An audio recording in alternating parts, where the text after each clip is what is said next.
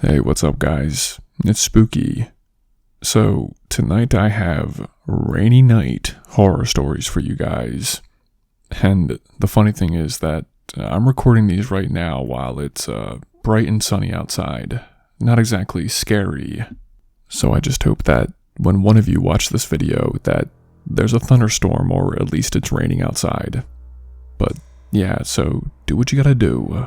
Get comfortable. And let's get into these stories.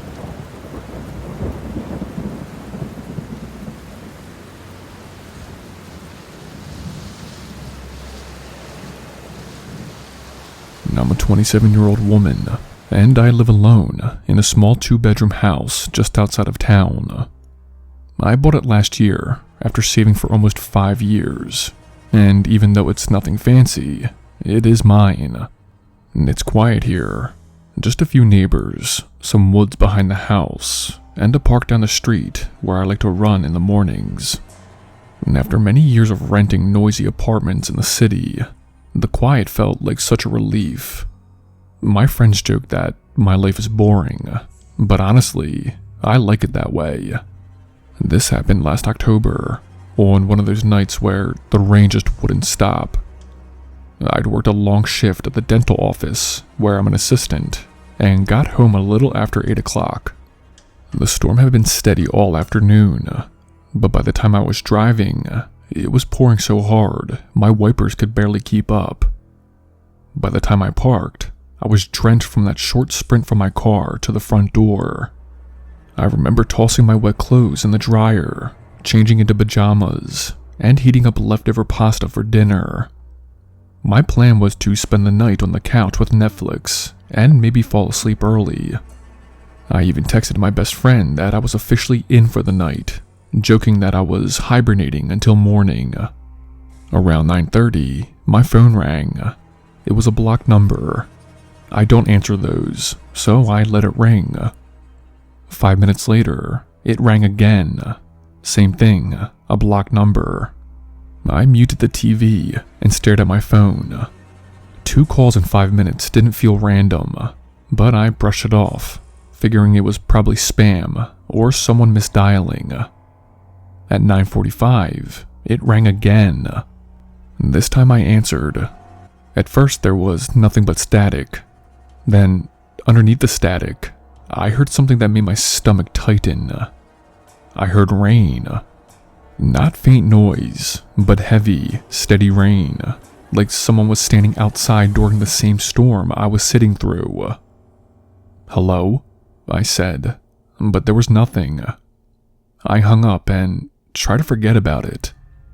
About 10 minutes later, the phone rang again. This time I did not say a word. I just held the phone to my ear. The static was louder, the rain sharper. And then I heard it. Slow, heavy footsteps, like someone walking across wet pavement. I hung up so fast my hands were shaking. Then I went around the house, locking every door and window, even though I'd already done that when I first got home. I turned on every light I had, including the floodlight in the backyard that I almost never use. For a while, there was nothing. No calls, no noises. Just the sound of the rain on the roof and the hum of the dryer in the background. I even started to feel silly, like maybe I was letting my imagination run away with me. Then, at 10:15, the phone rang again. I put it on speaker and started recording with my other phone. The rain was louder than ever now, almost deafening, like the person had their phone pressed right to the ground. And then I heard it. 3 slow, heavy knocks. I froze. And then, from the back of the house, I heard those same 3 knocks. Only this time, they weren't coming from the phone. They were coming from my back door. I stood in the kitchen, completely frozen, my heart pounding so hard that it actually hurt. It felt like forever before I got the nerve to peek through the blinds. The motion light was on. The rain was pounding down in sheets. But there was nobody there. No shadows, no movement, nothing. I didn't sleep that night. I sat on the couch with every light in the house on and the TV volume turned way down, just waiting. My phone stayed in my hand the entire time, but the calls never came again. By the time the sun started to come up, I was exhausted. Everything looked normal in the daylight. The yard was quiet, the rain had stopped, and there was no sign that anyone had been there. At least, that's what I thought. When I stepped out onto the deck, I saw them. 3 wet shoe prints, perfectly spaced, perfectly clear, like someone had been standing there for a while, facing my back door. There were no other tracks leading to or away from them. No scuffs on the wet boards. No muddy prints in the grass that I could see. Just those 3 perfect, silent prints, and then nothing. It's almost been a year since that night, and nothing like that has happened again. But every time it rains, especially when I'm home alone, I find myself glancing out at the deck, half expecting to see those prints again. And what keeps me up sometimes is this.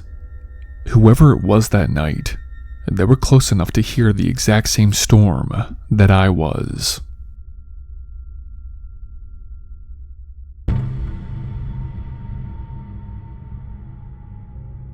I've lived in this house for almost 2 years now. It's nothing special, believe me. Just 2 bedrooms, a carport, and a backyard that's mostly weeds. But it is mine. I bought it after a bad breakup, needing a fresh start somewhere quiet. It isn't perfect, but it does give me peace. Most nights, I get home from my shift at the pharmacy, heat up something quick, and watch TV until I fell asleep. It was a simple routine, but it felt safe. That night in September started out like any other late shift, except for the storm. It had been raining since mid-afternoon, and by the time I locked up at work, it just wasn't a rainstorm anymore. It was a wall of water. Lightning flashed across the sky every few seconds, bright enough to make the empty streets glow, and the wipers on my car did nothing but smear the glass. My knuckles were white on the steering wheel the entire drive home. That's how nervous I was driving in it. When I finally turned onto my street, I noticed something in my driveway. At first I thought it was a trash bin knocked over by the wind, but then the next flash of lightning lit up everything, and my stomach sank. There was a man standing there, right at the edge of the carport, completely still. His hood was up, his hands shoved deep into his pockets, and his head was angled slightly down, like he was staring at the ground or something. I did not slow down. I drove straight past my house, my pulse thudding in my ears, telling myself over and over that I imagined it. I circled the block, trying to calm down, but when I came back around, the driveway was empty. I pulled in fast, ran to the front door, and slammed it shut behind me. My hands were shaking so badly that I dropped my keys twice before getting them onto the counter. I stood there in the entryway, rain dripping off my jacket, trying to listen over the roar of the storm. I couldn't hear anything. I changed into dry clothes and reheated some leftovers, telling myself that I was overreacting, that I just seen shadows or a tree in the lightning. But the feeling in my gut would not go away. Every time the lightning lit up the house, my eyes flicked to the windows, bracing for a shape that wasn't supposed to be there. Then, the motion light under the carport clicked on. I froze, my fork halfway to my mouth, and just stared at the glow spilling in through the kitchen blinds. I moved slowly to the window, tilted the blind just enough to peek through, and another flash of lightning confirmed what I already knew. He was back. This time he was closer to me. Standing now at the edge of the carport, his hood still up, his head tilted slightly toward the house. I backed away from the window, my chest literally tight, my hands numb. I grabbed my phone, but did not call anyone. I just sat there on the couch in the dark, every light off, trying to keep quiet. My mind was spinning. What would I even say? That there was a man standing outside? That I didn't know him? That he wasn't doing anything but standing there and waiting?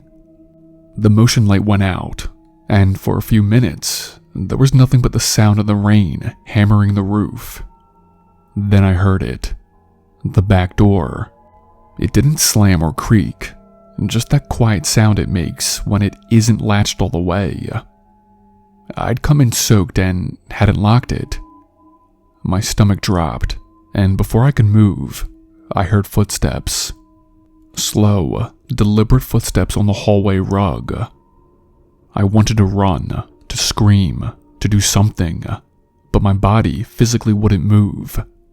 My phone was still in my hand, but my fingers wouldn't dial. I just sat there frozen, listening as the footsteps came closer. And then they stopped, right outside my bedroom door. For a moment, the only sound was the storm outside. Then I heard it, breathing, deep, steady, wet breathing, like someone who'd been standing in the rain for hours. Lightning flashed, and through the small crack under the door, I saw the shadow of feet.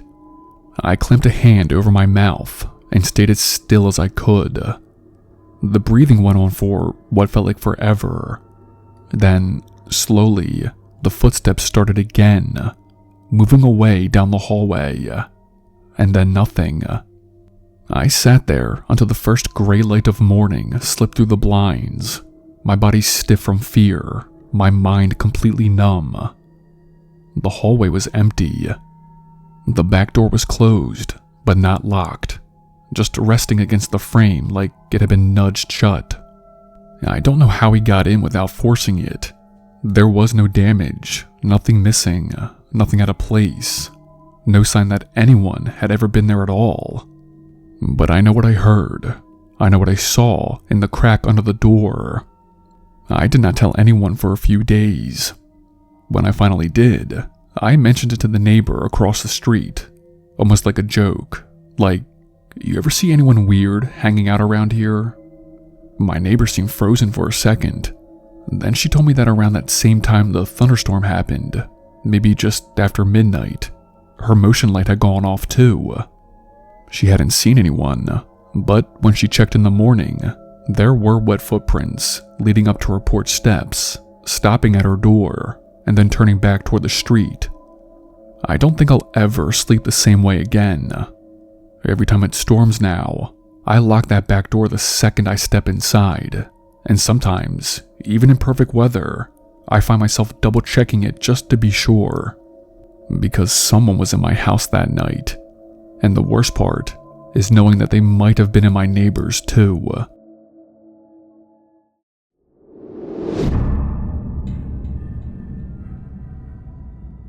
I rent a small one-story house on the edge of town.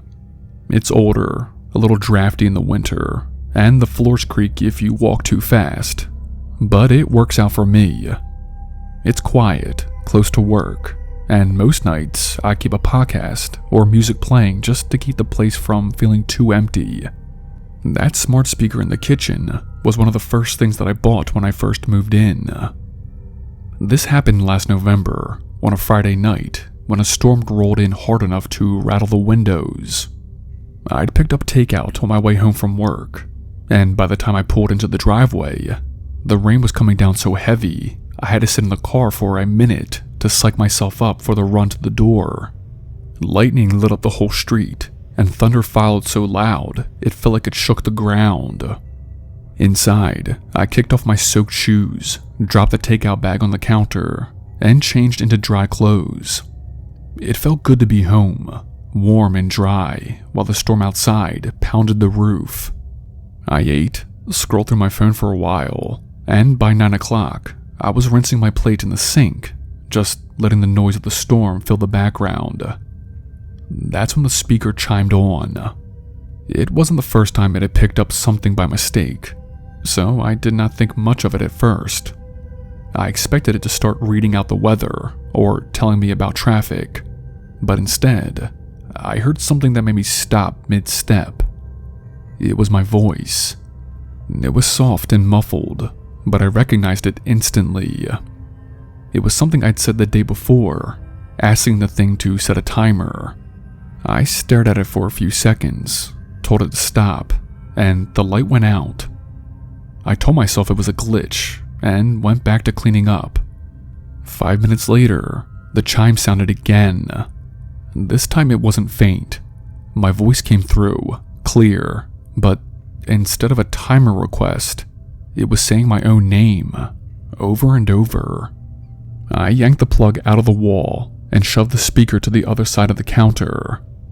I even let out this nervous laugh, trying to convince myself that it was just interference from the storm or something technical I didn't understand. Not even 5 minutes later, the sound of static filled the kitchen, and then a man's voice, low, calm, and steady, came through the unplugged speaker. "I can see you." I didn't move. I didn't make a sound. I just stood there, staring at the thing like if I blinked, it might start talking again.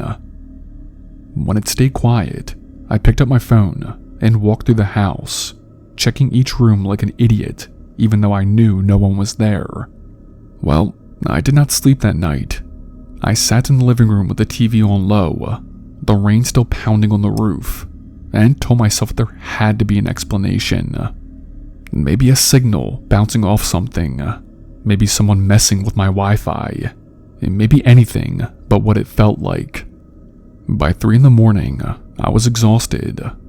I turned the TV on in my bedroom for background noise and tried to lay down. The rain had slowed down by then, but the house still made that low, groaning sound it makes when the wind pushes against it. I must have been lying there for 20 minutes, just starting to drift off, when the static came back. Not from the speaker in the kitchen, from the TV at the foot of my bed. The screen blinked, went black, and the hiss filled the room sharp and loud, cutting through the quiet so fast it made my stomach drop. And then, that same voice, low and deliberate, came through again. "I can see you." It was not distant this time, not muffled. It sounded like it was right there in the room with me. I sat there, too scared to move, too scared to even breathe. The storm outside faded into the background. There was just the static and that voice, low and steady, before it cut out. The screen went dark. The room went silent. I did not move until daylight the next morning. When it was morning, I called the company that made the speaker. The guy I talked to checked my account, checked the logs, and told me the same thing 3 different ways. There was no way for it to do anything while it was unplugged. He even emailed me screenshots showing no activity from the night before. I didn't argue. I just thanked him, hung up, and dropped the speaker into the trash.